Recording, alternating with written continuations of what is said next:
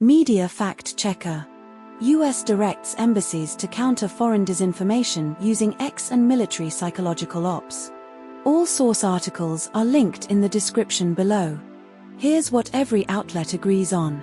The US State Department issued a cable signed by Secretary of State Marco Rubio on March 29 directing all American embassies and consulates to launch coordinated campaigns against foreign propaganda and disinformation. The cable instructs embassies to work alongside the US military's Psychological Operations Unit, MISO, formerly PSYOP, to counter disinformation. Elon Musk's platform X, formerly Twitter, and its Community Notes feature were explicitly endorsed in the cable as an innovative tool to combat anti-American propaganda without compromising free speech or privacy. The US is targeting disinformation from Iran, Russia, and China, with Iran's state disinformation apparatus described as one of the world's most sophisticated and prolific. The cable outlines 5 goals: countering hostile messaging, expanding information access, exposing adversary behavior, elevating pro-US local voices, and promoting telling America's story. But not all outlets told the same story. No contradictions found between the two sources as they report identical core facts and details. This story was covered by The Guardian. Subscribe to Media Fact Checker for daily Australian news analysis. Media Fact Checker. Court denies suppression order on Bondi terrorists' family identities. All source articles are linked in the description below. Here's what every outlet agrees on. Naved Akram, 24, is charged with 59 offences including 15 counts of murder, 40 counts of attempted murder, and 1 count of terrorism over the Chinooka by the Sea shooting on December 14, 2023, which killed 15 people. Judge Hugh Donnelly ruled against suppression orders for Akram's mother, brother, and sister's identities, home address, and workplace due to public interest and existing public domain information. Akram's driver's license, containing his home address, Bonnyrigg, Western Sydney, was posted on social media on the night of the shooting, December 14, 2023. Akram's father, Sajid Akram, 50, was shot dead by police during the incident. The family reported harassment including vandalism, eggs, pork chops, urine bottles, death threats, and stalking after the attack. But not all outlets told the same story. ABC states the interim suppression order was granted in early March and dismissed as final orders, while The Guardian does not mention an interim order but describes a 40-year suppression bid denied outright. Newscom Australia reports Akram's matter would return to court the following week post-ruling, but ABC and The Guardian do not mention this. ABC claims the judge noted the suppression order would not apply to overseas platforms, but Newscom Australia and The Guardian do not explicitly state this distinction in their summaries. This story was covered by ABC News, The Guardian, and news.com.au. Subscribe to Media Fact Checker for daily Australian news analysis. Media Fact Checker. Israeli death penalty law for Palestinians sparks UN and international condemnation. All source articles are linked in the description below. Here's what every outlet agrees on. The Israeli Knesset passed a new death penalty bill on March 11, 2024, making the death penalty the default sentence for Palestinians in the occupied West Bank convicted of deadly terrorism attacks by military courts. UN Rights Chief Volker Turk warned the law is patently inconsistent with Israel's international law obligations and could constitute a war crime if applied in the occupied Palestinian territory. The bill allows executions to be carried out within 90 days of sentencing, with condemned individuals held in a separate facility with restricted visits and video-only legal consultations. Israel has only applied the death penalty twice since its founding, in 1948, military captain for treason, and in 1962, Adolf Eichmann for Nazi crimes. The legislation was backed by National Security Minister Itamar Ben-Gvir, who has publicly supported executions and worn a noose-shaped lapel pin. But not all outlets told the same story. ABC states the bill was passed late on Monday, local time, while The Guardian does not specify the exact timing of the vote. No contradictions in core factual claims between sources, all consensus facts align precisely. This story was covered by ABC News and The Guardian. Subscribe to Media Fact Checker for daily Australian news analysis. Media Fact Checker. Zac Lomax's rugby union debut with Western force against Queensland Reds at Lang Park. All source articles are linked in the description below. Here's what every outlet agrees on. Zac Lomax will make his Super Rugby Pacific debut this weekend, Saturday, for the Western force against the Queensland Reds at Brisbane's Lang Park, kick-off at 7:35 p.m. Australian Eastern Daylight Time. Lomax is named on the bench for the Western force in their Round 8 clash against the Queensland Reds. Lomax is a 26-year-old former NRL star who played for the Parramatta Eels and NSW in State of Origin matches at Lang Park, scoring 2 tries in the 2025 Origin opener and 3 goals in the 2024 decider. Lomax scored 2 tries for the Eels in July 2024 at Lang Park, where they upset eventual NRL premiers Brisbane Broncos. The Queensland Reds sit 4th on the Super Rugby Pacific ladder with 4 wins from 6 matches played. But not all outlets told the same story. No contradictions found between the 2 sources. This story was covered by ABC News. Subscribe to Media Fact Checker for daily Australian news analysis. Media Fact Checker. National Film and Sound Archives 2026 Sounds of Australia Collection Highlights. All source articles are linked in the description below. Here's what every outlet agrees on. Jack Colson's 1991 arrest speech. Gentlemen, this is democracy manifest. What is the charge? Eating a meal? A succulent Chinese meal was added to the NFSA's Sounds of Australia collection in 2026. The NFSA's Sounds of Australia collection includes 9 audio recordings selected annually by a panel of experts from public nominations, with items over 10 years old. The collection was launched in 2007 and now contains over 200 recordings, with the full archive dating back to 1896. Joe Dolce's 1981 song Shut Up Your Face was added to the Sounds of Australia collection, peaking at number 1 in Australia for 8 weeks and in 11 other countries. The PB5 pedestrian crossing button sound was included in the collection, designed by Louis Chalice and later sampled in Billie Eilish's 2019 song Bad Guy. But not all outlets told the same story. ABC states the Sounds of Australia collection was launched in 2007 and now has over 200 recordings, while Guardian does not specify the exact number of recordings but mentions over 300,000 audio items in the NFSA's entire archive. ABC mentions the collection includes 9 pieces added in 2026, while Guardian does not specify the exact number of additions for 2026 but lists the same 9 items. ABC describes the NFSA's Hannah De Fater as an assistant curator, but Guardian refers to Megan Loader as the NFSA chief curator without mentioning De Fater's role. This story was covered by ABC News and The Guardian. Subscribe to Media Fact Checker for daily Australian news analysis. Media Fact Checker. Australian government investigates social media platforms for under-16s access ban violations. All source articles are linked in the description below. Here's what every outlet agrees on. The Australian government is investigating Meta, Facebook, Instagram, TikTok, Snapchat, and YouTube for potential non-compliance with the under-16 social media ban, with eSafety Commissioner updates expected on Tuesday, 2025-04XX. Exact date unspecified. Communications Minister Anika Wells stated fines of up to $49.5 million could be imposed on platforms for systemic breaches of the ban, with the government demanding compliance if companies want to operate in Australia. Over 4.7 million accounts were deactivated or restricted in the first 2 days after the ban took effect on December 10, 2024, according to government data. Meta reported closing 550,000 accounts under the ban, while Snapchat and TikTok combined closed 665,000 accounts. The ban applies to 10 platforms: Facebook, Instagram, Snapchat, Threads, TikTok, X, Reddit, YouTube, Kick, and Twitch, with age-restricted platforms required to verify users' age and prevent under-16 accounts. But not all outlets told the same story. The Guardian reports that 70% of under-16s maintained access to Instagram, Snapchat, TikTok post-ban, while ABC and Newscomau do not provide this specific percentage and focus on broader compliance failures rather than retention rates. ABC states the ban's scope was expanded in March 2025 to include platforms with infinite scroll features, but SBS and other sources do not mention this expansion or its timing.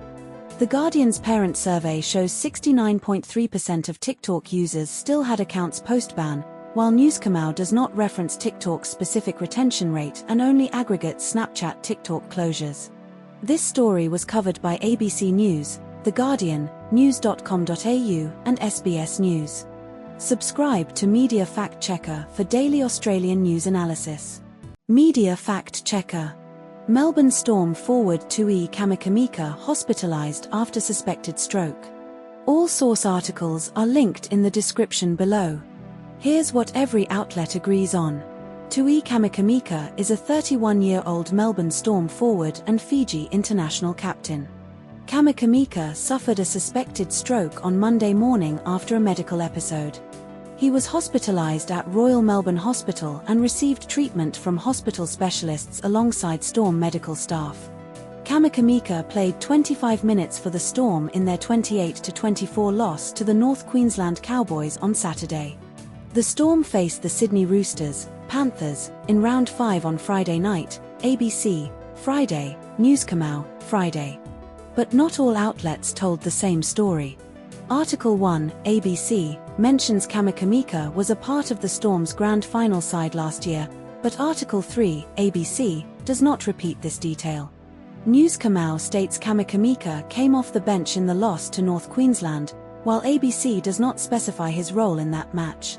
Article 1, ABC, mentions the Storm faced the Panthers on Friday night, but Article 3, ABC, does not repeat this detail.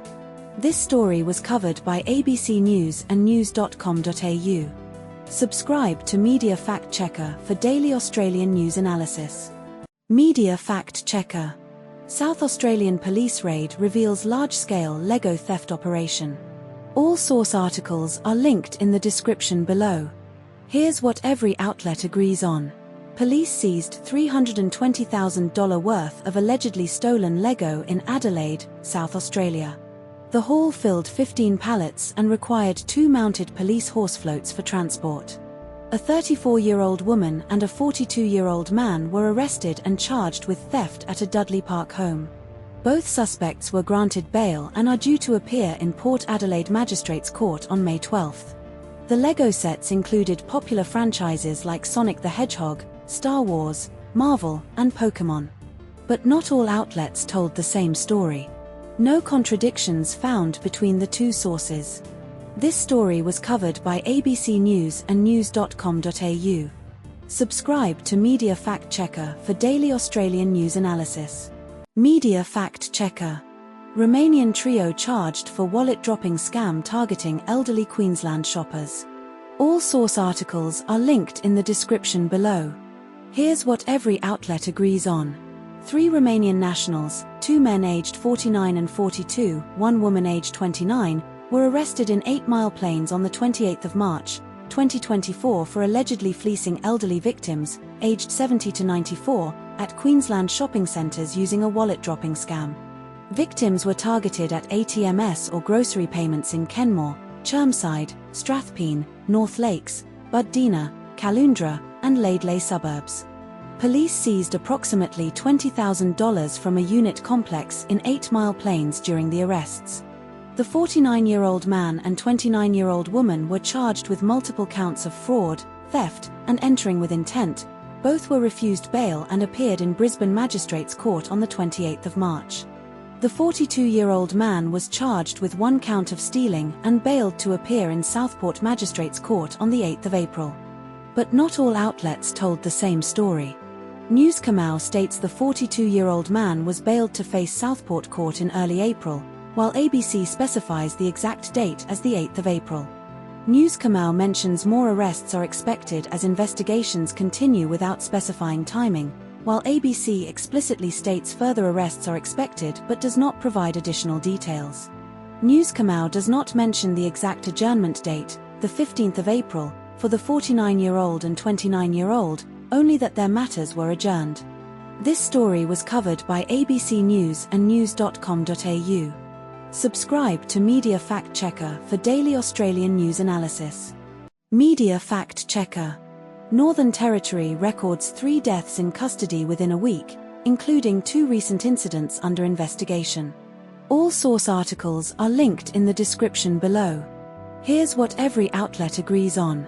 A 19-year-old man died from stab wounds in Katherine on Sunday evening after being found in a car by police, with first aid administered in a police vehicle before being taken to a temporary field hospital, Newscomau, ABC. The Katherine stabbing victim's death is being investigated as a death in custody because he was in police care shortly before his death, Newscomau, ABC. A 26-year-old man died at Darwin Correctional Centre on Saturday morning after being found unresponsive in his cell. Medical assistance was provided but he was declared deceased, ABC, Guardian. The 26-year-old's death is not believed to be suspicious, ABC, Guardian. A 25-year-old Indigenous man died in police custody on Tuesday after experiencing breathing difficulties in the rear cage of a police vehicle in Darwin's northern suburbs, Newscomau, ABC, Guardian. But not all outlets told the same story. Newscomau states the 19-year-old Katherine victim was found in a car with serious stab wounds, while ABC does not specify the severity of the wounds beyond stab wound.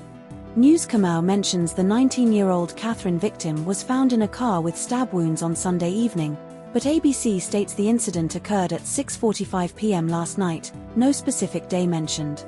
Newscomau reports the 25-year-old's breathing difficulties began in the rear cage of a police vehicle in Darwin's northern suburbs, while ABC specifies Tui Gardens Retirement Village as the location of arrest, with no mention of the vehicle cage in the summary. This story was covered by ABC News, The Guardian, and news.com.au. Subscribe to Media Fact Checker for daily Australian news analysis. Media Fact Checker. Australian politician Andrew Hastie criticises US-Iran war strategy and economic fallout impacts on Australia. All source articles are linked in the description below. Here's what every outlet agrees on. Andrew Hastie is a senior Liberal frontbencher and Shadow Minister for Industry and Sovereign Capability. Hastie served as a Special Forces veteran and fought in the Middle East alongside American troops. Hastie stated on ABC's *Insiders*, February 2024, that the US-Iran war was a huge miscalculation by Donald Trump. Hastie criticized Trump for not consulting allies like Australia before the conflict, citing lack of lead time. Iran has continued attacking neighboring Gulf countries and blockading the Strait of Hormuz despite Trump's claims of victory. But not all outlets told the same story. Newscomau states Hastie warned Australia faces a twin energy shock in oil and gas, while ABC does not explicitly mention this term but focuses on gas export levies instead. Newscomau highlights Hastie's backing of the US and Israel against Iran's murderous regime, but ABC omits this explicit endorsement in favor of economic critiques. Newscomau reports Trump's claim of obliterating Iran's nuclear program, 2023, as context, while ABC does not reference this specific claim or timeline. This story was covered by ABC News and news.com.au. Subscribe to Media Fact Checker for daily Australian news analysis. Media Fact Checker. Affordable flight options to Europe in 2026 amid Middle East instability. All source articles are linked in the description below. Here's what every outlet agrees on. A business-class return flight from Melbourne to London with Etihad in mid-April to early May costs $4,881, nearly half the price of 2025 and $2,000 cheaper than Emirates Premium Economy for the same route and dates.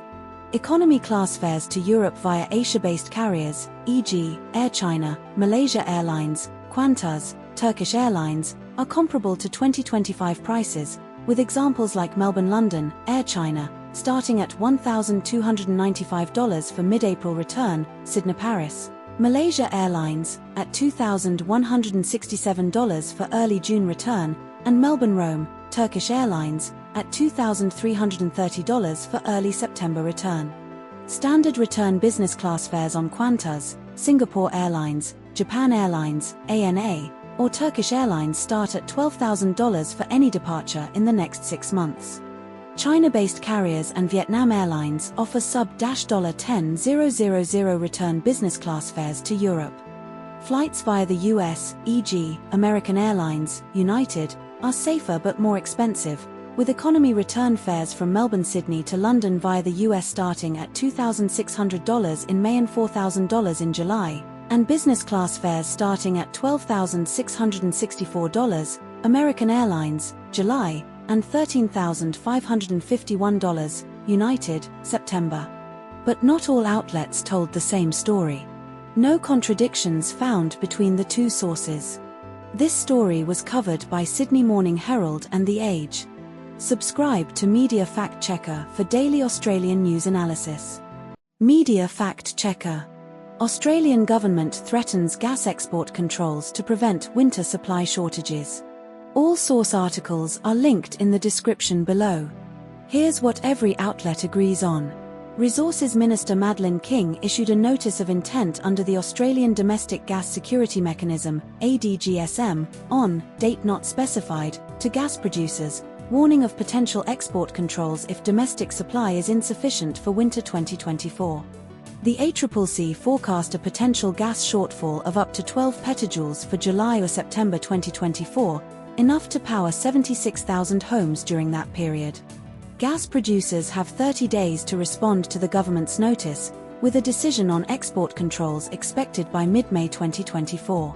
The heads of agreement ensuring gas supply for domestic use expired at the start of 2024, and no new agreement has been reached between the government and the sector. Global gas prices have risen due to infrastructure destruction in Gulf countries and Iran's restrictions on the Strait of Hormuz, affecting both international and domestic markets. But not all outlets told the same story. ABC reported that the government is exploring a new tax on gas and thermal coal exports ahead of the federal budget, but Newscomau did not mention this tax proposal.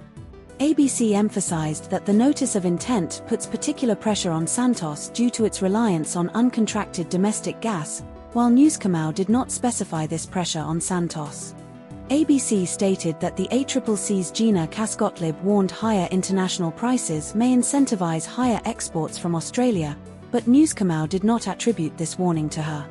This story was covered by ABC News and news.com.au. Subscribe to Media Fact Checker for daily Australian news analysis. Media Fact Checker. Australian drug trafficking syndicate arrested over alleged cocaine meth import via Bass Strait. All source articles are linked in the description below. Here's what every outlet agrees on. 9 men aged between 31 and 72 were arrested across Victoria and Sydney over alleged drug trafficking. 8 arrests occurred in Victoria, Morwell, Glenroy, Cranbourne, Cranbourne West, Cranbourne South, Greenvale, and 1 in Sydney, St Clair.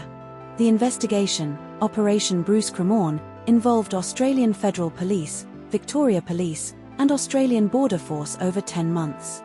The syndicate allegedly planned to smuggle up to 3.5 tons of cocaine via Bass Strait using a mothership and smaller vessels. Police became suspicious after a commercial trawler sank off Victoria's Port Albert in May 2023 with crew travelling in bad weather without fishing equipment. But not all outlets told the same story. The Guardian mentions 7 men face life sentences, but the ABC does not specify the exact number of men facing life sentences beyond 7. The Guardian states the syndicate was using trucking connections to move drugs between states, while the ABC does not mention trucking connections explicitly. The Guardian refers to a mothership travelling through Australian waters, but the ABC does not specify the exact location or route of the mothership. This story was covered by ABC News and The Guardian. Subscribe to Media Fact Checker for daily Australian news analysis. Media Fact Checker. Carlton Blues second half collapses and coach Michael Voss's future under scrutiny. All source articles are linked in the description below. Here's what every outlet agrees on. Michael Voss is the head coach of Carlton Blues in the AFL. Carlton lost to Melbourne by 23 points after trailing by 43 points at one stage, last Sunday. Carlton lost to North Melbourne by 10 points, 14.12, 96, to 13.8, 86, after leading by 21 points in the final quarter. Carlton has a 1-3 start to the 2026 season with 3 successive second-half collapses. Carlton held a 27-point lead at the main break in their opening match against Richmond but won by 4 points. But not all outlets told the same story. ABC reports Carlton's loss to Melbourne was their 5th largest comeback in history, but The Guardian does not mention this specific ranking. ABC states Carlton's 2023 preliminary final loss to Brisbane involved surrendering a 30-point lead, while The Guardian says Carlton led by 5 goals in the first quarter but does not mention the 30-point lead detail. The Guardian claims Carlton's 2024 GWS loss involved leading by 39 points in the first quarter, but ABC does not mention this specific detail. This story was covered by ABC News and The Guardian. Subscribe to Media Fact Checker for daily Australian news analysis. Media Fact Checker. Travel expenses and affordability of Albania compared to other European destinations. All source articles are linked in the description below. Here's what every outlet agrees on. Albania is described as Europe's most affordable travel destination for the author during peak summer season.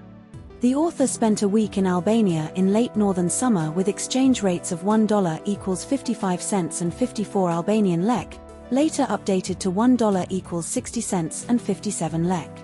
The author visited Tirana, Vlor, Gjirokasta, and Sarand during the trip. The author rented a car for €325, $574, during the week-long trip. The author spent €290, $512, on meals and drinks over the week.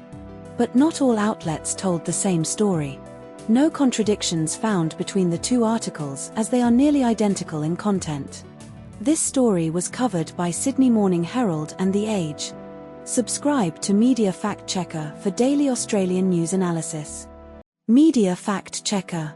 Fatal plane crash in Queensland's Normanton due to tree collision and subsequent water landing. All source articles are linked in the description below. Here's what every outlet agrees on. A solo pilot died in a plane crash on February 6, 2026, near Normanton Airport, Queensland, after striking a tree shortly after takeoff. The aircraft was a MacJet International Beechcraft King Air B200, B200 model. The pilot was 32-year-old Thomas Knight from Clifton Beach, Cairns. The crash occurred approximately 800 meters west of Normanton Airport, about 580 meters beyond the runway's end. The aircraft descended rapidly after takeoff, reaching a maximum altitude of around 46 meters, ABC, or 150 feet, Newskamau, before colliding with terrain. But not all outlets told the same story. ABC states the aircraft climbed to a maximum of 46 meters, while Newskamau reports 150 feet, approximately 46 meters, but does not specify if this is the same or different measurement context. ABC does not mention the pilot's first name, while Newskamau identifies the pilot as Thomas Knight. ABC reports the crash occurred 800 meters west of Normanton Airport, while Newskamau states it was about 700 kilometers west of Cairns, likely a misphrasing. Both agree on Normanton location. This story was covered by ABC News and news.com.au. Subscribe to Media Fact Checker for daily Australian news analysis. Media Fact Checker. 13-year-old girl charged in Melbourne anti-Semitic crime spree involving stolen vehicles and assaults. All source articles are linked in the description below. Here's what every outlet agrees on. A 13-year-old girl from the Bayside area was charged with 52 offences including reckless conduct endangering serious injury, multiple counts of theft, theft of motor vehicle, burglary, handling stolen goods, and threatening physical harm or property damage on the basis of a protected attribute, anti-Semitism.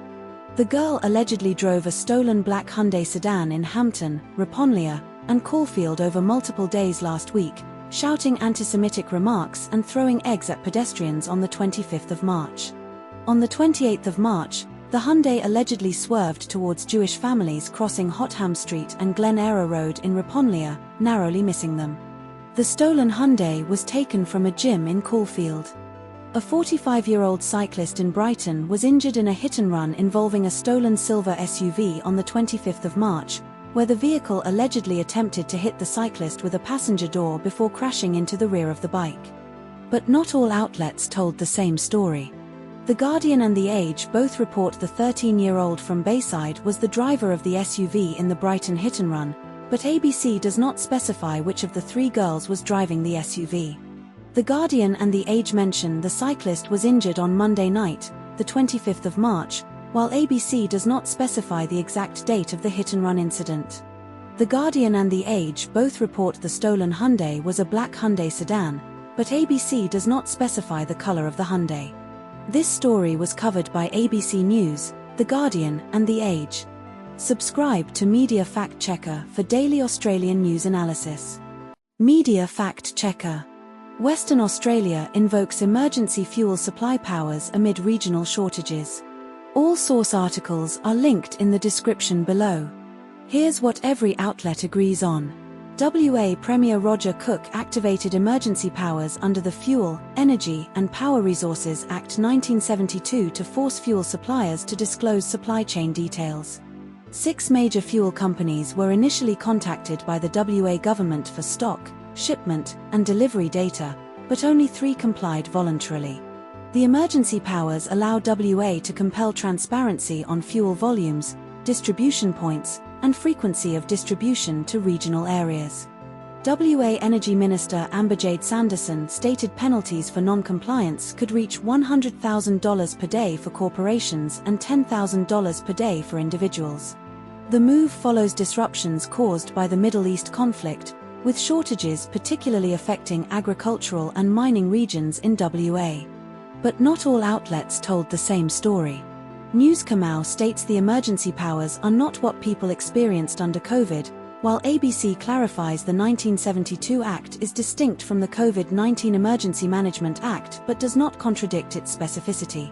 No direct contradictions found regarding facts like non-compliance rates, penalties, or regional shortages. All sources align on these points.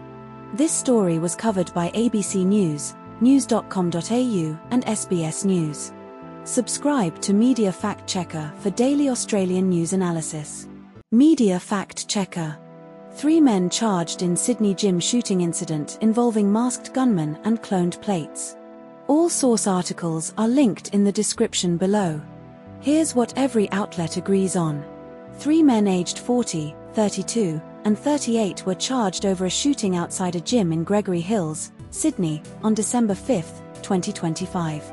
A 48-year-old man was allegedly fired upon with 12 rounds outside the gym at Steer Road, Gregory Hills, at 8:30 a.m. on December 5, 2025.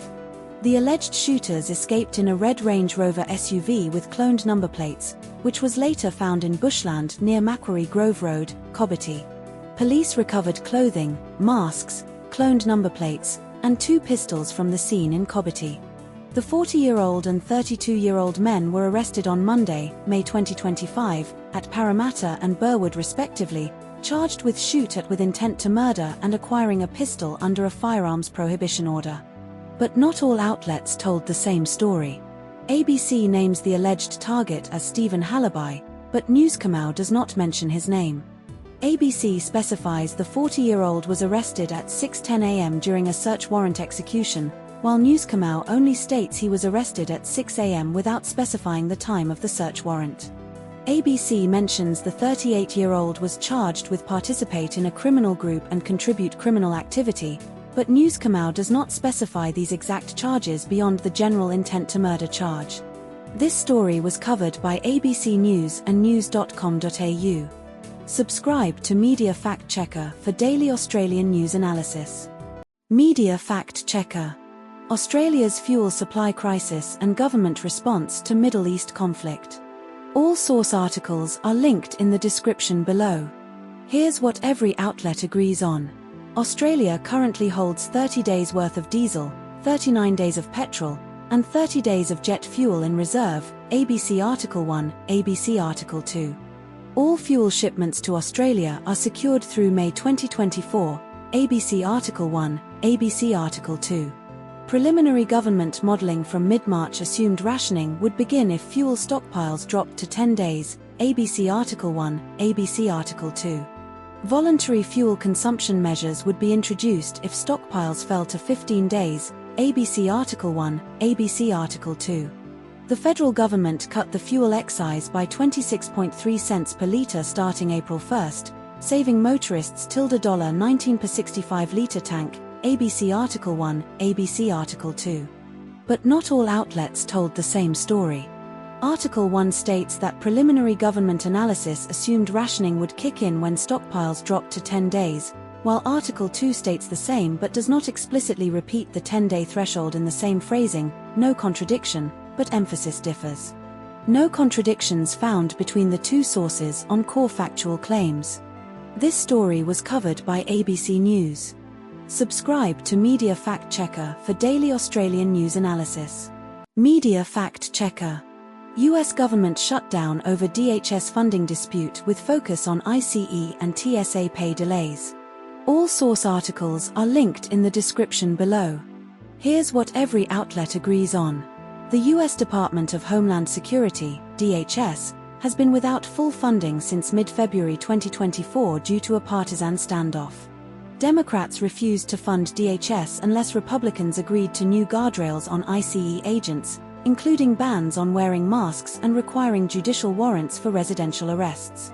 The Senate passed a bipartisan bill on March 2024 funding most of DHS, excluding ICE and parts of CBP, which was rejected by the House Republicans. House Republicans passed their own bill on March 2024 funding all of DHS for 60 days, which Senate Democrats vowed to block with a filibuster. Donald Trump signed an executive order on March 2024 ordering TSA employees to receive back pay, easing airport security delays. But not all outlets told the same story.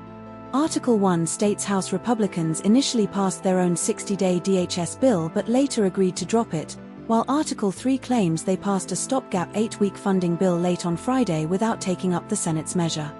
Article 1 reports Thune and Johnson agreed to advance the Senate's DHS bill, excluding ICE-CBP, after House Republicans initially rejected it, but Article 3 describes the House passing a competing full funding bill instead.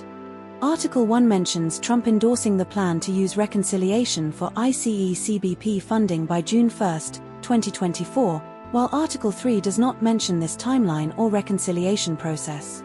This story was covered by The Guardian. Subscribe to Media Fact Checker for daily Australian news analysis.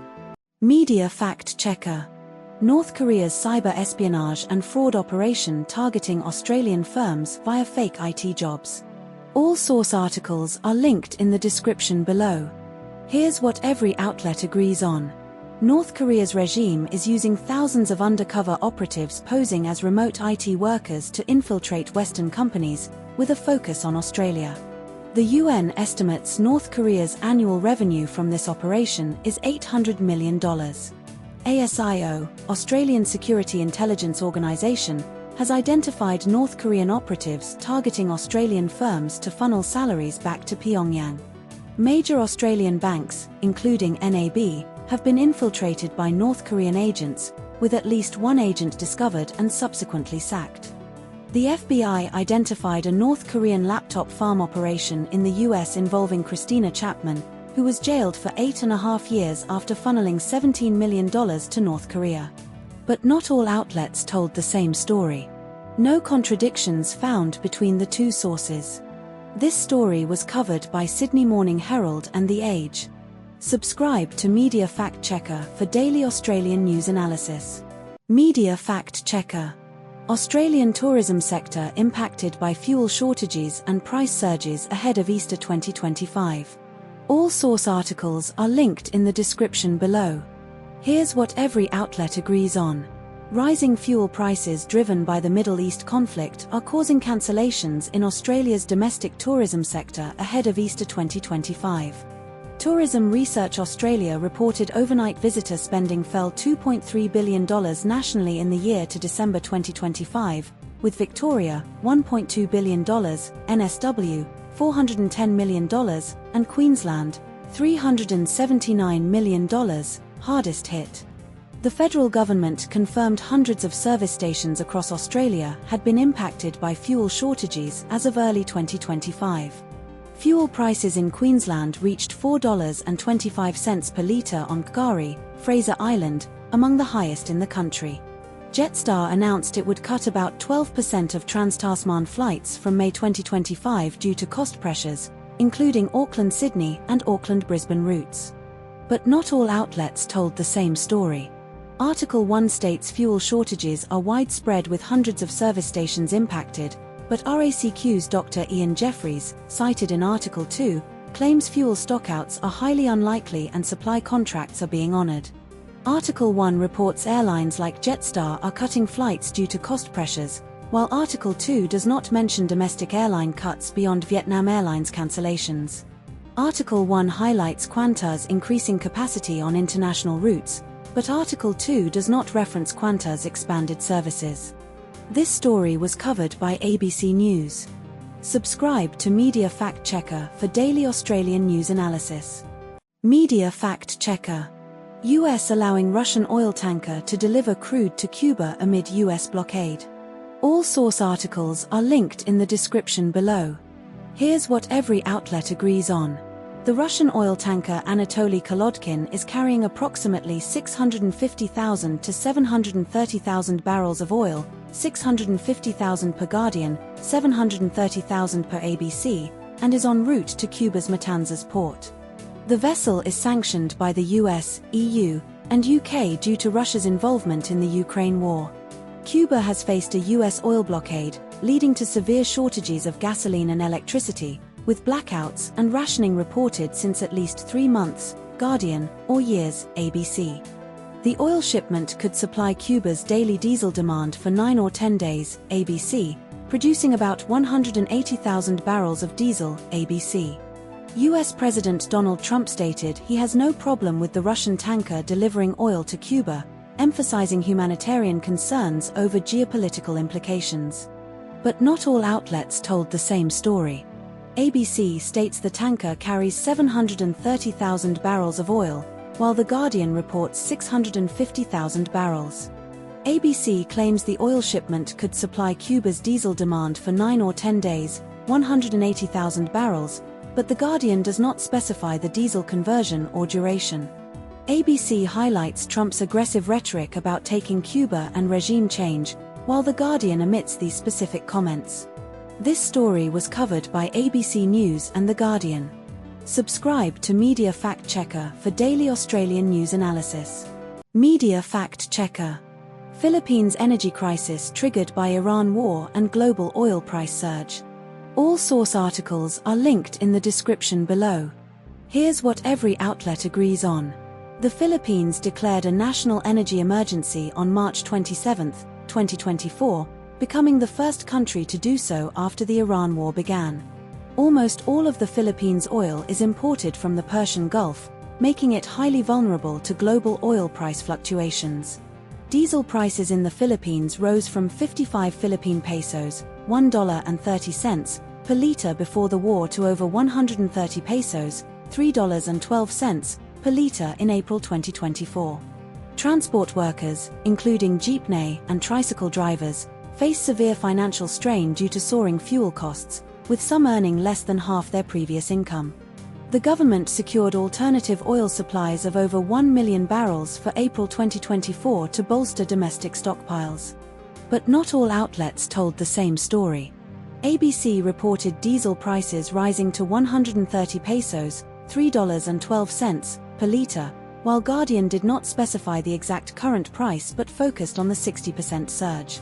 ABC emphasized the Philippines' reliance on Persian Gulf oil without mentioning Russia as a recent supplier, whereas Guardian explicitly noted a recent shipment from Russia. ABC highlighted the Philippine Daily Inquirer's framing of the crisis as an existential threat, while Guardian did not reference this specific quote or newspaper. This story was covered by ABC News and The Guardian. Subscribe to Media Fact Checker for daily Australian news analysis. Media Fact Checker.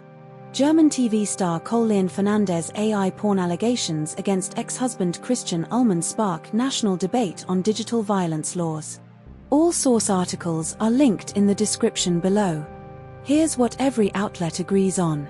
Collien Fernandes and Christian Ulmen were a high-profile German celebrity couple married in 2011, with a daughter, who separated in 2023-2024. Fernandes accused Ulmen of creating fake social media profiles in her name, distributing sexualized images, videos, and subjecting her to digital violence, claims first reported in Der Spiegel, 2024. Fernandes filed a legal complaint against Ulmen in Spain in 2023, citing stronger legal protections for digital gender-based violence there. Ulmen denies the allegations and has threatened legal action against Der Spiegel for inadmissible coverage. Fernandes has been publicly discussing digital violence for years, including a 2024 TV documentary on non-consensual pornographic content attributed to her. But not all outlets told the same story. Article 1 states Fernandes claims Ulmen confessed to abuse after her 2024 documentary aired, while Article 2 does not mention this confession detail. Article 1 describes Fernandes' allegations as identity abuse, not AI deepfakes, but Article 2 frames them primarily as AI-generated pornographic images. Article 1 notes Ulmen's lawyer denied creating deepfakes but did not quote the exact phrasing "inadmissible coverage" based on suspicions used in Article 2. This story was covered by The Guardian. Subscribe to Media Fact Checker for daily Australian news analysis. Media Fact Checker.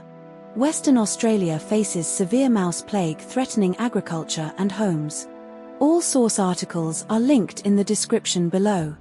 Here's what every outlet agrees on. CSIRO Research Officer Steve Henry reported mouse numbers exceeding 2,000 to 800 per hectare in WA cropping zones, Midwest, Wheatbelt, Goldfields Esperance, as of 2024, with 4,000 burrows hectare documented in some areas. Farmers in Western Australia are facing a plague-level mouse infestation impacting cereal crops, wheat, barley, canola, worth over $1 billion in production losses. Steve Henry, CSIRO, stated mice are breeding rapidly. Females produce 6 to 10 babies every 19 to 21 days, starting at 6 weeks old, leading to exponential population growth. Residents in regional WA communities, e.g., Marawa, Ravensthorpe, report unprecedented mouse infestations in homes, including damage to food containers and pantries. Farmers require federal approval to access high-strength mouse bait, ZP50, which is currently restricted, delaying control efforts. But not all outlets told the same story. News Kamau states farmers are unable to access ZP50 bait without federal approval, while ABC does not mention this restriction explicitly. News Kamau reports some paddocks have up to 8,000 mice hectare, but ABC's Steve Henry flags concern at 200 to 300 mice hectare as cause for concern, implying lower thresholds for alarm. News Kamau attributes the plague's severity to leftover grain from past harvests creating shelter food, while ABC does not reference this specific cause. This story was covered by ABC News and news.com.au. Subscribe to Media Fact Checker for daily Australian news analysis. Media Fact Checker. US fighter jet shot down over Iran, rescue operations and regional escalation in Middle East conflict. All source articles are linked in the description below. Here's what every outlet agrees on. Iran claimed to have shot down a US F-15 fighter jet over southwestern Iran on Friday, with one crew member rescued and the other still missing, Guardian, ABC. US Special Forces and combat search and rescue teams are actively searching for the missing pilot in Iran's rugged southwest, Guardian, ABC. Iran's military also downed a US A-10 ground attack aircraft in the Gulf, with the pilot reportedly rescued, Guardian. Israel launched strikes in Beirut targeting Hezbollah infrastructure, including bridges and civilian areas, killing at least 23 people in 24 hours, ABC, Guardian. Lebanon's health ministry reports 1,368 deaths, including 125 children and 91 women, and 4,138 wounded since Israel's ground invasion began on March 2, ABC. But not all outlets told the same story. The Guardian reports Iran claimed to have shot down an F-15, while ABC states Iran's military said the downed jet was an F-35. The Guardian states US Central Command did not immediately comment on the F-15 loss, but ABC does not specify this delay in comment. ABC reports Israel has killed 1,368 people in Lebanon since March 2, including 125 children and 91 women, while The Guardian does not provide this exact death toll breakdown. This story was covered by ABC News and The Guardian. Subscribe to Media Fact Checker for daily Australian news analysis. Media Fact Checker. US-Iran conflict escalation and economic fallout from Strait of Hormuz blockade. All source articles are linked in the description below. Here's what every outlet agrees on. Donald Trump's military strike against Iran has failed to achieve a quick victory and risks prolonged conflict. Iran has blockaded the Strait of Hormuz, threatening global oil supply and economic stability. The yield on 10-year UK gilts, UK government bonds, rose to over 5% amid market concerns about inflation and recession. Global economic activity is under strain due to rising energy prices and potential stagflation or recession. The UK's economy was showing early signs of improvement before the conflict, with claims by Chancellor Rachel Reeves of restored stability. But not all outlets told the same story. No contradictions found between the provided articles as they are identical in content. This story was covered by Sydney Morning Herald and The Age. Subscribe to Media Fact Checker for daily Australian news analysis. Media Fact Checker. Australian political polling shows Labor's declining support amid fuel crisis and Middle East war. All source articles are linked in the description below. Here's what every outlet agrees on. Anthony Albanese's Labour government primary vote dropped to 31% in Newspoll, down from 36% in November 2023 and 34.6% at the May 2023 election. One Nation's primary vote is at 26% in Newspoll and 29% in Redbridge poll. Both sources report recent figures. The Coalition's primary vote is at 21% in Newspoll and 17% in Redbridge poll, record low. 72% of voters disapprove of US military action against Iran, reported by both sources. Anthony Albanese announced Australia will underwrite the purchase of additional fuel cargoes to address shortages. But not all outlets told the same story. Article 1 reports One Nation's primary vote at 26%, slightly down from previous, while Article 2 reports it at 29%, up from previous. Article 1 states Labour's primary vote is 31%, down from 36%, while Article 2 states Labour's primary vote remains unchanged at 32% in Redbridge poll. Article 1 reports the Coalition's primary vote at 21%, but Article 2 reports it at a record low of 17% in Redbridge poll. This story was covered by news.com.au. Subscribe to Media Fact Checker for daily Australian news analysis. Media Fact Checker. Climate change threatens Australia's superb fairy wren with extinction within decades. All source articles are linked in the description below. Here's what every outlet agrees on. The superb fairy wren is predicted to go extinct within 30 to 40 years due to climate change impacts, based on intermediate and very high emission scenarios. Guardian, ABC. Researchers used nearly 30 years of weekly observations of superb fairy wrens in Canberra's Australian National Botanic Gardens. Guardian, ABC. The study was published in the journal Nature and involved researchers from Australian National University, James Cook University, and Hainan University. Guardian, ABC. The superb fairy wren was voted Australia's favourite bird in 2013 and 2021 Guardian BirdLife Australia polls. Guardian, ABC. The bird's survival is linked to low breeding success during dry springs and reduced adult survival following unusually warm winters and hot summers. Guardian, ABC. But not all outlets told the same story. The Guardian states the extinction risk is within 30 to 40 years under intermediate and very high emission scenarios, while the ABC specifies extinction between 2059 and 2062 under the same scenarios. Slightly different phrasing but implies a narrower timeframe in ABC. The Guardian mentions the study was conducted with Hainan University in China, but the ABC does not reference this collaboration. The Guardian emphasizes that the superb fairy wren is a common species but now faces rapid extinction, while the ABC explicitly compares it to the passenger pigeon as an example of a once common species that went extinct rapidly.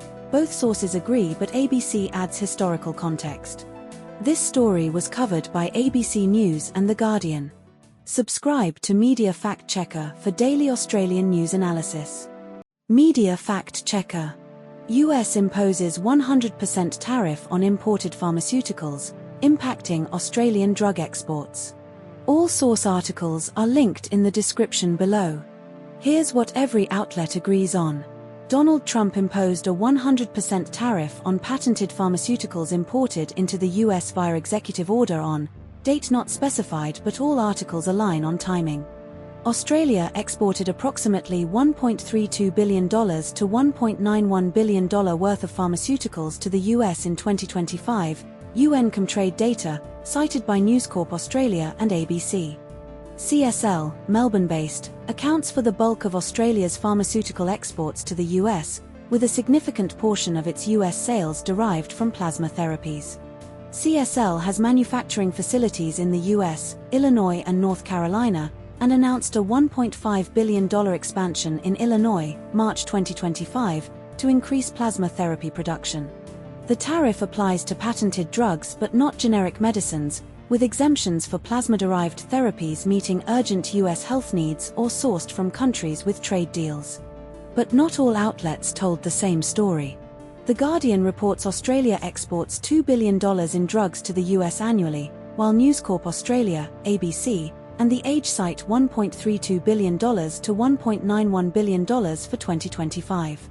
The Guardian and ABC mention CSL's Illinois expansion as $1.5 billion, but The Age and ABC mention $2.17 billion AUD for the same project. The Age specifies the tariff kicks in on July 31, 2025, but no other source provides this exact date. This story was covered by ABC News, The Guardian, news.com.au, SBS News, Sydney Morning Herald and The Age. Subscribe to Media Fact Checker for daily Australian news analysis. Media Fact Checker. Australian court hearing on extradition of Chilean torture suspect Adriana Rivas. All source articles are linked in the description below. Here's what every outlet agrees on. Adriana Rivas is a 72-year-old Australian resident accused of kidnapping and torture during Chile's Pinochet dictatorship in the 1970s. Chile formally requested her extradition in 2014, and she has been detained in Australia since 2019 awaiting removal. A two-day federal court hearing began on Monday, June 2024, before Justice Michael Lee to consider her final extradition appeal. Prosecutors allege Rivas was involved in the kidnapping, interrogation, and disappearances of 7 victims at Simon Bolivar Barracks, a torture center. Rivas fled Chile in 2011 while on bail and arrived in Australia in 2012, where she lived in Bondi. But not all outlets told the same story.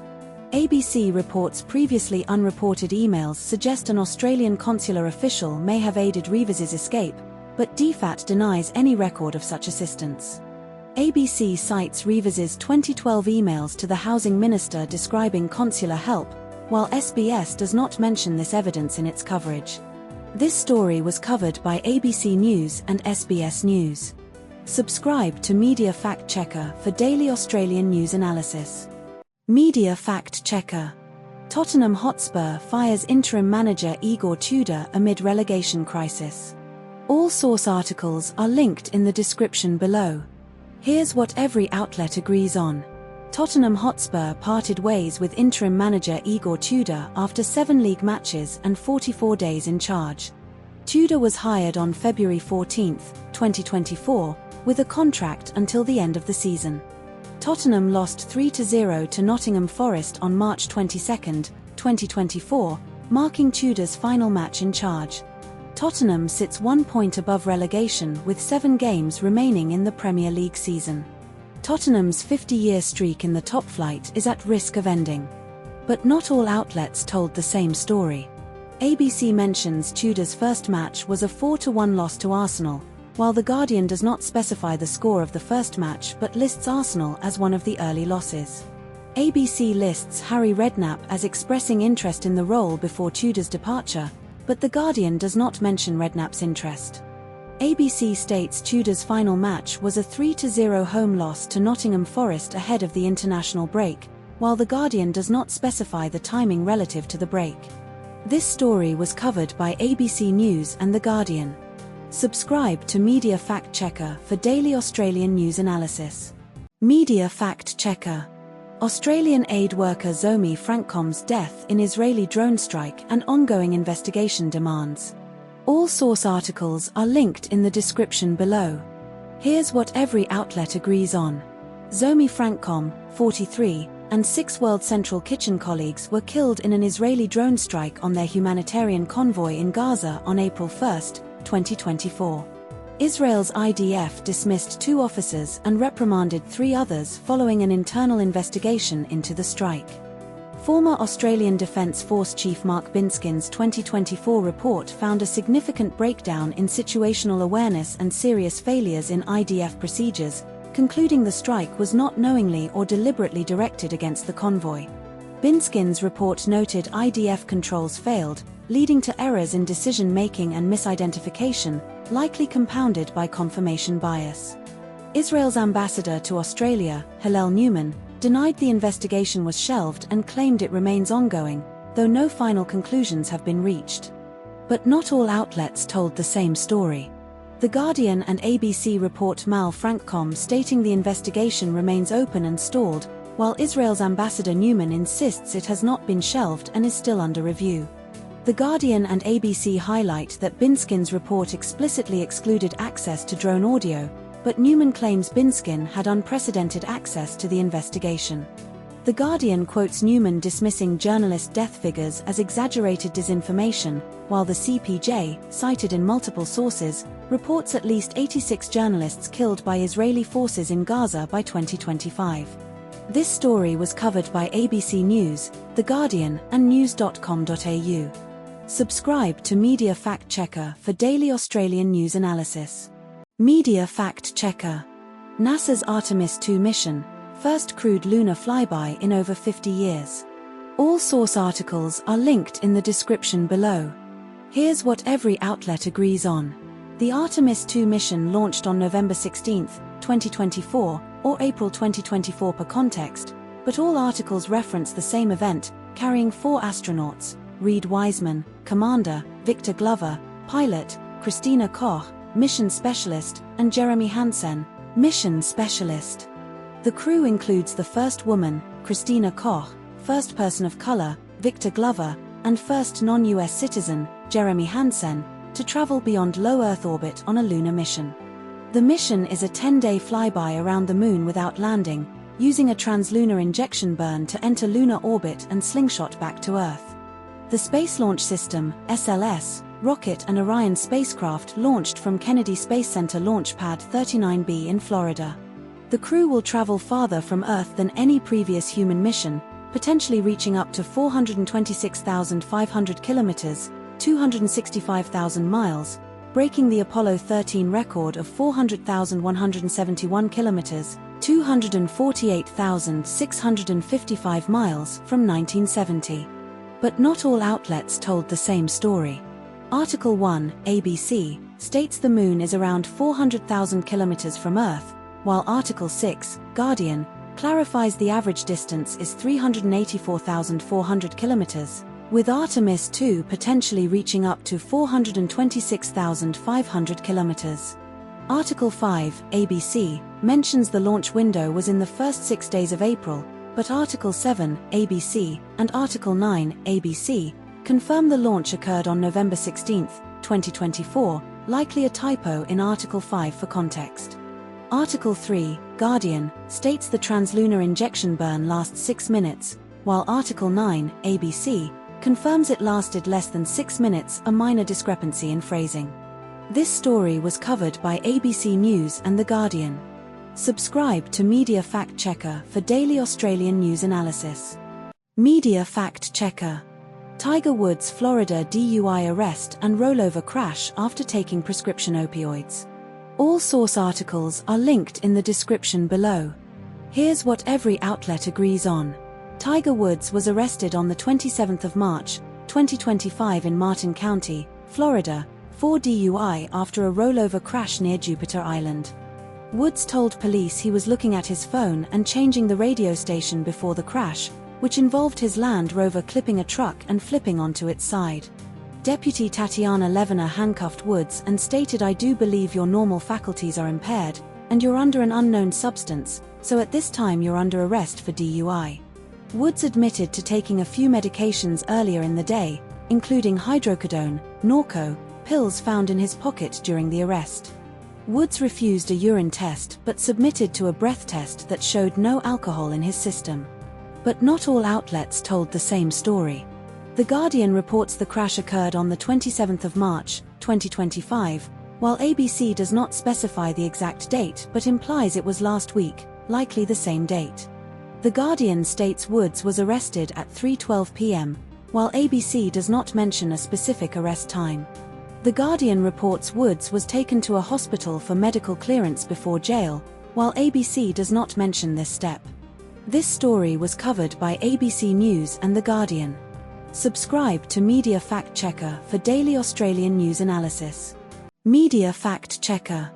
US Vice President JD Vance's comments on UFOs, UAPs, and his belief in extraterrestrial beings as demons.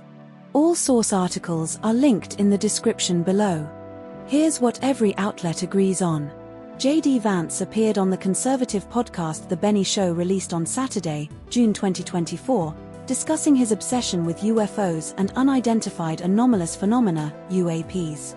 Vance stated he has not yet reviewed the UAP files that President Trump has promised to release, replying, "I actually haven't," when asked about them.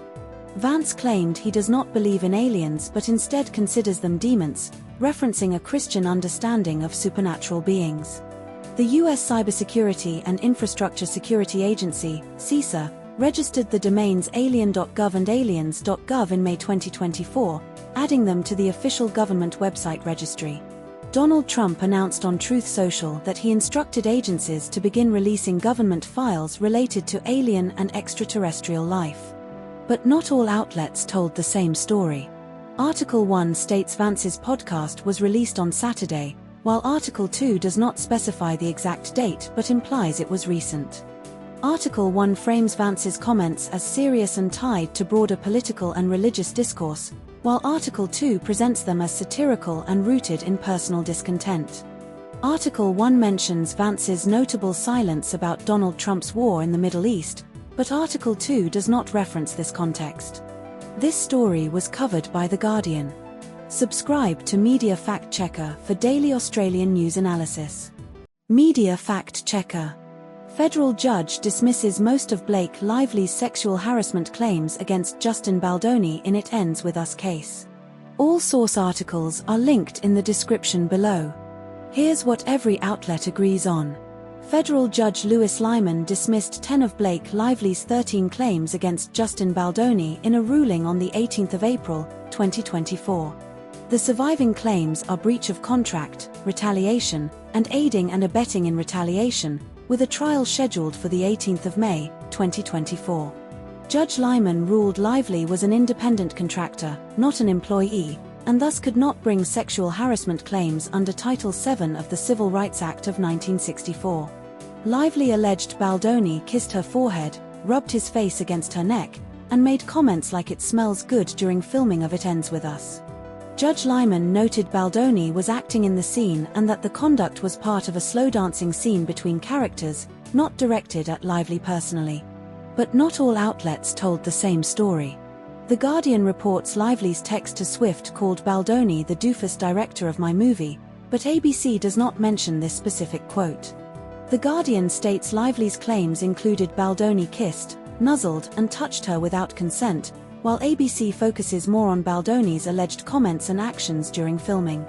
The Guardian highlights Baldoni's lawyers calling the defendants very good people in a statement to AP, but ABC does not reference this exact phrasing. This story was covered by ABC News and The Guardian. Subscribe to Media Fact Checker for daily Australian news analysis. Media Fact Checker. International coalition meeting to reopen Strait of Hormuz amid Iran blockade. All source articles are linked in the description below. Here's what every outlet agrees on. A virtual meeting of 35 to 40 countries, including Australia, UK, France, Germany, Italy, Netherlands, Japan, Canada, South Korea, UAE, Nigeria, was held on the 29th of March, 2024 to discuss reopening the Strait of Hormuz, excluding the US. Australia's Foreign Minister Penny Wong represented Australia at the meeting, which was convened by UK Foreign Secretary Yvette Cooper. The Strait of Hormuz carries 20 to 25% of the world's seaborne oil trade, with 1,000 to 2,000 ships and 20,000 seafarers currently stranded due to Iran's partial blockade. Australia has deployed an E-7 Wedgetail surveillance aircraft to the UAE, contributing to Gulf defense efforts. Iran has laid mines and conducted attacks in the strait, with 25 vessels passing in the 24 hours before the meeting, compared to 130 to 150 daily pre-conflict. But not all outlets told the same story. ABC and News Corp Australia report Australia may have deployed 90 SAS personnel, but the government denies confirming this deployment. The Guardian states Iran has carried out more than 25 attacks on vessels in the strait, while ABC only mentions attacks without a specific number. ABC and News Corp Australia cite Trump's "go get your own oil" comment, but The Guardian attributes this to Trump saying it will be up to other countries to make the strait safe. This story was covered by ABC News, The Guardian, and news.com.au. Subscribe to Media Fact Checker for daily Australian news analysis. Media Fact Checker.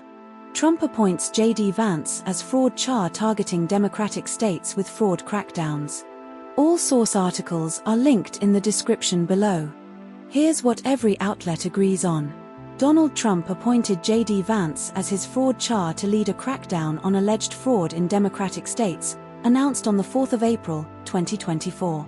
Federal officials announced 8 arrests in California on the 4th of April, 2024 for over $50 million in alleged Medicare healthcare fraud tied to sham hospice care facilities. The accused in California included healthcare professionals such as nurses and a psychologist, operating in Southern California. The arrests were part of Operation Never Say Die led by the FBI and Department of Justice, targeting hospice fraud. O'Keel Davis, assistant director at the FBI, stated the Southern California region loses hundreds of billions of dollars annually to healthcare fraud. But not all outlets told the same story. The Guardian reports Trump claims there is more fraud in California than in Minnesota, but Minnesota's Governor Tim Walz denies fraud allegations entirely. Trump's administration alleges widespread healthcare fraud in California, while California's Governor Gavin Newsom attributes fraud to federal programs and states the Trump administration is trying to blame California for issues with their federal programs.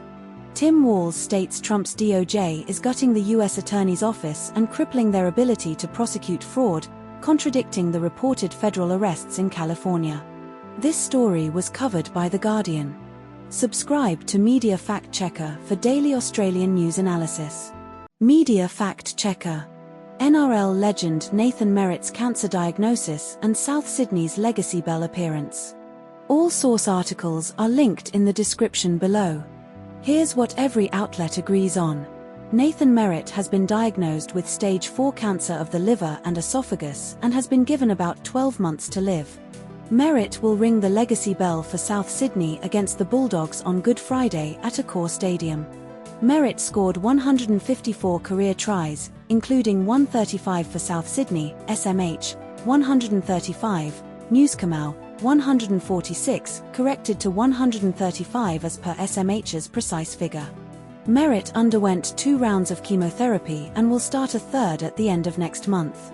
Merritt weighed 105 kilograms before diagnosis and has lost about 20 kilograms, now at 83 kilograms. But not all outlets told the same story. SMH reports Merritt scored 135 tries for South Sydney, while Newskamau states 146 tries. SMH's figure is verified as precise. SMH does not mention Merritt's cancer diagnosis being announced earlier this month in the same detail as Newskamau. Newskamau omits Merritt's specific mention of wanting to run onto the field if he attended the game. SMH includes this. This story was covered by news.com.au and Sydney Morning Herald. Subscribe to Media Fact Checker for daily Australian news analysis.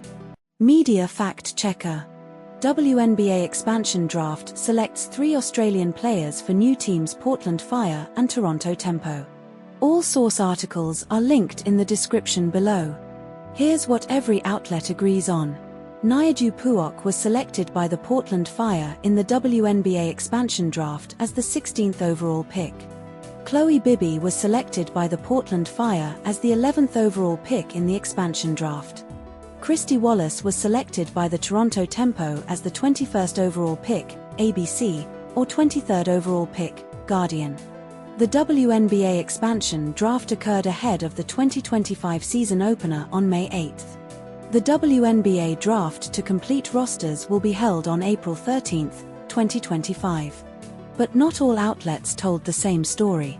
ABC reports Christy Wallace was picked 21st by the Toronto Tempo, while The Guardian reports she was picked 23rd. No contradictions in other factual details beyond the pick number discrepancy for Wallace. This story was covered by ABC News and The Guardian. Subscribe to Media Fact Checker for daily Australian news analysis. Media Fact Checker. Tropical cyclone Narelle's rare landfall and iron-rich dust storm causing blood-red skies in Western Australia. All source articles are linked in the description below. Here's what every outlet agrees on. Tropical cyclone Narelle made landfall in Western Australia on the 27th of March, 2013, becoming the first storm in over 20 years to hit 3 of Australia's state's territories. The red sky in Shark Bay was caused by iron-rich dust picked up by Cyclone Narelle from the Pilbara region's rust-red soils, as confirmed by Jessica Lingard, Bureau of Meteorology, and Angus Hines, Bureau of Meteorology. Shark Bay's red sky occurred on the 27th of March, with footage captured at Shark Bay Caravan Park in Denham, WA, showing the phenomenon before Cyclone Narelle's landfall. The Pilbara region, less than 400 kilometres northeast of Denham, is the centre of Australia's iron ore industry and contributed to the dust storm. Cyclone Narelle caused significant damage in Exmouth, including destroyed roofs, damaged marina, and an obliterated airport, with 30 pastoral properties extensively damaged. But not all outlets told the same story. The Guardian does not mention the specific time, 3:30 p.m, when the sky turned red in Denham, while ABC cites Kerry Shepherd's exact observation of this timing. ABC reports the red sky began midday and lasted several hours, while Guardian articles do not specify a duration beyond before arrival of Cyclone Narelle. The Guardian's first article does not mention the worldwide news coverage of the apocalyptic scenes, which ABC explicitly highlights. This story was covered by ABC News and The Guardian. Subscribe to Media Fact Checker for daily Australian news analysis. Media Fact Checker. Massive Kit Kat chocolate theft disrupts European Easter supply chains. All source articles are linked in the description below. Here's what every outlet agrees on. A truck carrying 413,793 units of Nestlé's new Kit Kat chocolate range was stolen in transit in Europe on the 26th of March, 2024. The stolen shipment weighed approximately 12 tons and was en route from a factory in central Italy to Poland. Nestlé confirmed the theft to AFP and is investigating with local authorities and supply chain partners. The stolen Kit Kats were part of the Formula One line, designed to resemble race cars. Nestlé warned stolen bars could enter unofficial markets and can be traced via batch codes on individual bars. But not all outlets told the same story. The Guardian mentions the theft occurred on the 26th of March, but News.com.au does not specify the exact date. The Guardian references The Athletic for the Formula One line details, while News.com.au does not attribute this information to another source. News.com.au explicitly states the shortage would only impact Europe, while The Guardian does not clarify regional limitations beyond the truck's route. This story was covered by The Guardian and news.com.au. Subscribe to Media Fact Checker for daily Australian news analysis. Media Fact Checker. Former AFL player Nick Stevens convicted of fraud in pool installation scheme. All source articles are linked in the description below. Here's what every outlet agrees on. Nick Stevens was found guilty on 12 counts of obtaining a financial advantage by deception and one charge of using a false document in the County Court of Victoria, ABC News. Stevens was remanded in custody until his plea hearing on May 21, 2024, ABC News. The case involved 6 families in Mildura, Victoria, who were defrauded of a total of $170,000 to $171,000 for pools they never received or had illegally installed, ABC News. Stevens pleaded not guilty to all 14 fraud-related charges, ABC News. Judge Fiona Todd denied an extension of Stevens' bail, stating she was unconvinced he should remain on bail, ABC News. But not all outlets told the same story. ABC reports Stevens was 45 years old at the time of the trial, while News states he was 46, ABC versus News. ABC mentions Stevens had financial difficulty towards the end of 2017, while News states he had stopped working on projects by early 2018, ABC versus News. ABC reports Stevens' defense argued he tried to fix them after realizing he couldn't complete the jobs, while News does not include this specific phrasing, ABC versus News. This story was covered by ABC News and news.com.au. Subscribe to Media Fact Checker for daily Australian news analysis. Media Fact Checker. Formula 1 2026 Japanese Grand Prix qualifying and race setup at Suzuka Circuit. All source articles are linked in the description below. Here's what every outlet agrees on. Kimi Antonelli secured pole position for the Japanese Grand Prix with a time of 1 minute and 28.778 seconds, 0.298 seconds ahead of teammate George Russell in second place. Mercedes locked out the front row for the third consecutive race in 2026, with Antonelli and Russell starting from positions 1 and 2 respectively. Oscar Piastri qualified third fastest, 0.354 seconds behind Antonelli, while Charles Leclerc took fourth place for Ferrari. Max Verstappen failed to qualify for Q3 and started 11th after being knocked out in Q2, describing his Red Bull car as undrivable. The race start time was delayed by 10 minutes due to damage to barriers in a support race, with the new start time set at 2:10 p.m. local time, 6:10 a.m. Greenwich Mean Time, 4:10 p.m. Australian Eastern Daylight Time. But not all outlets told the same story. The Guardian mentioned a 10-minute delay to the race start due to barrier damage in a support race, but ABC articles did not mention this delay. The Guardian included a humorous introduction by Joey Lynch in their article, which was not present in the ABC articles. The Guardian highlighted Giles Richards' exchange with Verstappen and his refusal to start the press conference, which was not mentioned in ABC articles. This story was covered by ABC News and The Guardian. Subscribe to Media Fact Checker for daily Australian news analysis. Media Fact Checker.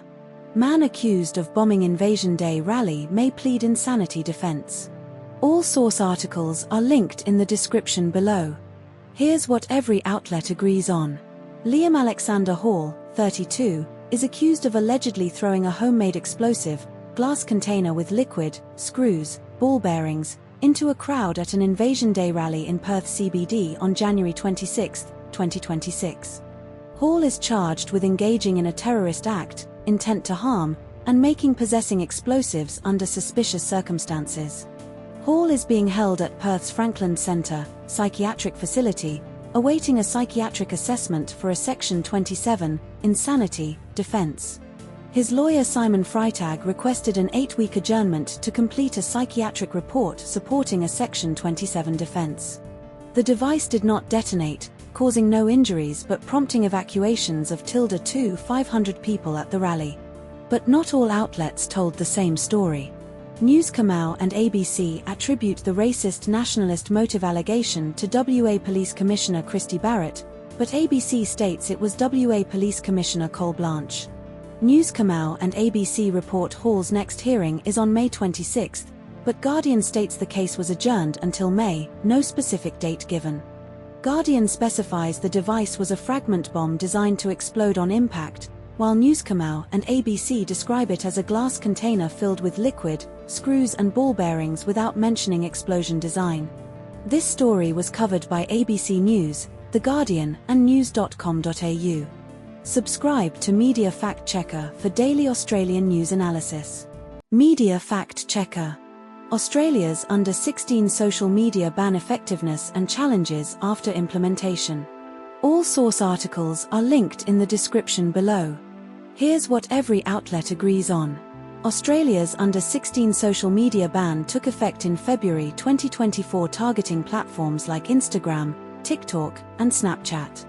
Over 70%, two-thirds, of teens aged under 16 remain on banned platforms 4 months after the ban's implementation.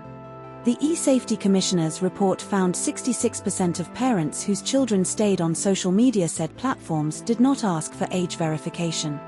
Facial age estimation technology has higher error rates for children near the 16-year age threshold, particularly ages 14 and 15. More than 5 million accounts have been deactivated under the ban, according to the Albanese government. But not all outlets told the same story. Article 1 states the government expects e-safety to pursue fines in coming months, but Article 2 implies no timeline has been set due to ongoing legal challenges. Article 1 reports the government claims 10% of ad spend was diverted to gaming platforms, while Article 2 does not specify the percentage but emphasizes the diversion to other platforms. Article 1 highlights the government's claim of global movement with over a dozen countries following Australia, but Article 2 does not reference this claim and instead warns other countries to avoid the ban. This story was covered by The Guardian. Subscribe to Media Fact Checker for daily Australian news analysis. Media Fact Checker. Westpac CEO warns of Australian recession risks amid inflation and geopolitical tensions.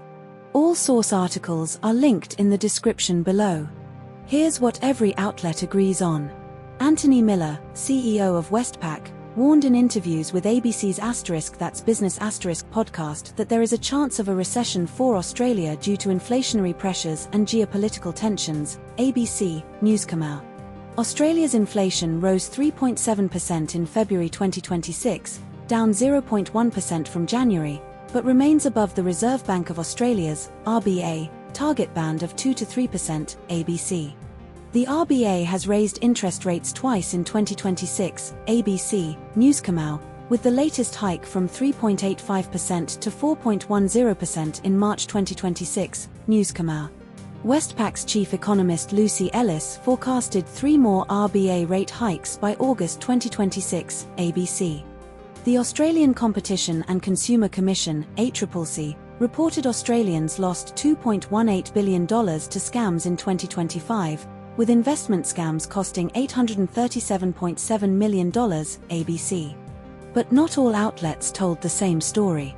ABC reports Westpac's Lucy Ellis forecasted 3 more RBA rate hikes by August 2026, but Newscomau does not mention this specific forecast. ABC states the median house price is $933,137, while Newscomau does not provide this specific figure or discuss housing affordability in detail. ABC highlights Westpac's role in liquidity support for businesses amid rate hikes, while Newscomau focuses on consumer and market reactions to rate hikes without mentioning this detail. This story was covered by ABC News and news.com.au. Subscribe to Media Fact Checker for daily Australian news analysis. Media Fact Checker. Victorian government expands device ban in schools to include smartwatches, headphones, and all school types. All source articles are linked in the description below. Here's what every outlet agrees on. Victoria is the first state in Australia to introduce a phone ban in public schools, starting in 2020. The expanded device ban will apply to all Victorian schools, public, Catholic, and private, starting January 27, 2027. Smartwatches with notifications, recording functions, or internet connectivity will be banned in classrooms. Mobile phones must be switched off and stored away during school hours under the new policy. Exceptions will apply for students using devices for health monitoring purposes. But not all outlets told the same story. Newscomau and Thij both report the ban starts January 27, 2027, but ABC does not specify an exact date beyond next year. Thede reports that Caroline Chisholm Catholic College initially introduced a strict phone policy in 2019 but later adopted a more philosophical approach post-pandemic, while Newscomau does not mention this shift. Parents Victoria's mixed views on the ban are only mentioned in ABC, with no equivalent detail in the other sources. This story was covered by ABC News, news.com.au, and The Age. Subscribe to Media Fact Checker for daily Australian news analysis. Media Fact Checker.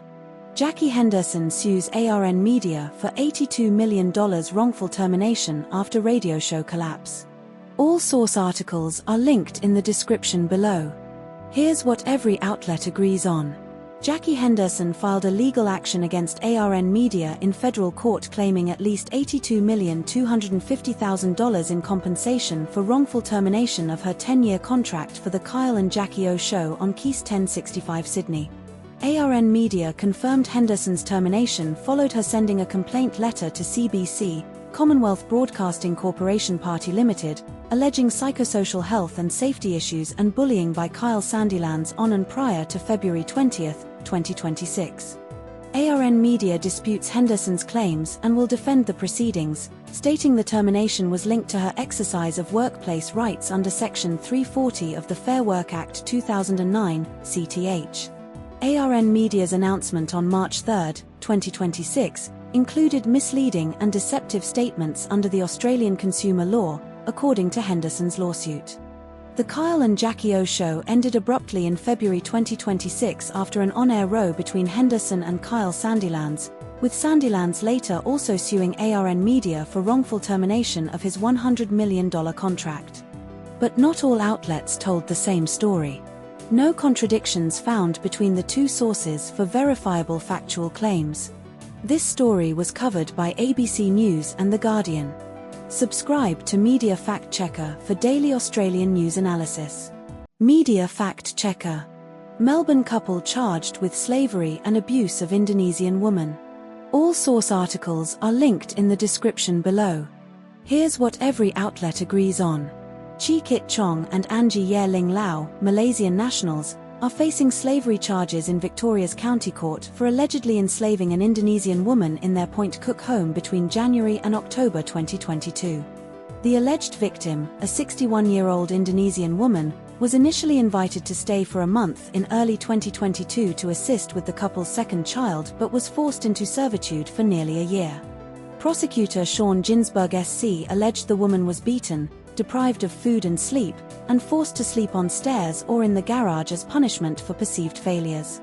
The woman was ordered to perform domestic tasks including cleaning, cooking, and massaging Chong's legs, with violent punishments for disobedience such as being hit with a vacuum cleaner. The alleged victim's injuries, including a swollen ear, lacerations, and malnutrition, were documented by St. Vincent's Hospital in October 2022 after she fled. But not all outlets told the same story. ABC reports the woman was a pastor in Malaysia before moving to Australia in 2017, but Newscomau does not mention her role as a pastor.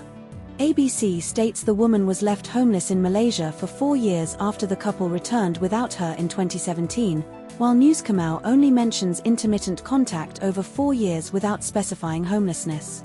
ABC includes the claim that Chong allegedly told the woman she could leave if she paid $1 million, which is not mentioned in any WSOMU's summary of the prosecutor's case.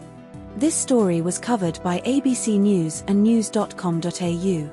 Subscribe to Media Fact Checker for daily Australian news analysis.